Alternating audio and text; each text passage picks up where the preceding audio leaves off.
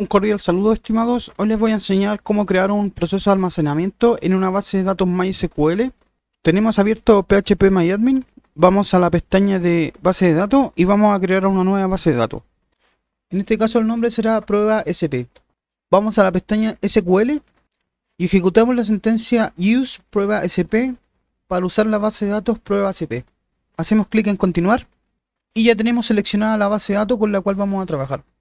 Vamos nuevamente a la pestaña SQL y creamos una tabla de cliente.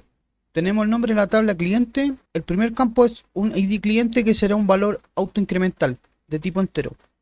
El siguiente va a ser el nombre del cliente que va a ser un varchar 255. Varchar 255 es una cadena de caracteres de hasta 255. Este es un varchar de 20 caracteres. El teléfono, después tenemos la dirección y la fecha de registro. La fecha de registro es la que se va a insertar por defecto cada vez que se ejecute o se inserte un registro en la tabla de cliente. Creamos y vemos que ya tenemos una tabla de cliente en la base de datos prueba SP. Volvemos a la pestaña SQL. Ahora vamos a crear un proceso de almacenamiento para registrar al cliente.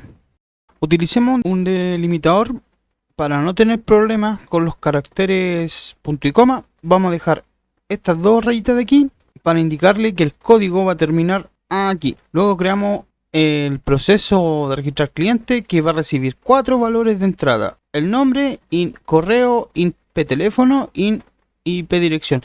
El int quiere decir que es un valor de entrada y el out es un valor de salida. En este caso se llama p resultado. Declaramos un handler para capturar alguna excepción en caso de algún problema. Seteamos el resultado en 0. Este valor que está aquí va a quedar en 0 y aplicamos un rollback. Quiere decir que no vamos a ejecutar nada de lo que está aquí. Cuando se inicia la transacción, insertamos los datos en la tabla del cliente. ¿Qué datos vamos a insertar? Los que ingresaron acá por parámetro. Tenemos 4 datos y aquí tenemos un insert a la tabla de clientes a la que se le envían 4 datos. Y son los datos que se enviaron como parámetro. Después de esto se asigna un resultado en 1 y se confirma la transacción. Esto básicamente va a retornar un 1 si es que se registró un usuario, o va a retornar 0 si es que hubo algún problema. El SP ya está ejecutado, ya está creado. Ahora falta ejecutarlo. Aquí hay que aclarar una diferencia entre la creación y la ejecución de un SP. Cuando uno crea un SP es para crear el código de la función que se va a ejecutar, no para ejecutarla. Para ejecutarla se hace de otra manera. Vamos a ver el ejemplo. Ahora vamos a ejecutar este SP, registrar al cliente, vamos a registrar a un usuario Juan Pérez, con este correo, con este teléfono y esta dirección. Y vamos a seleccionar el resultado. Recuerden que el resultado es 1 si es que se insertó el cliente y 0 si no se pudo insertar. Antes de ejecutar vamos a ver la tabla para ver que no tiene registro. La tabla no tiene ningún registro hasta el momento.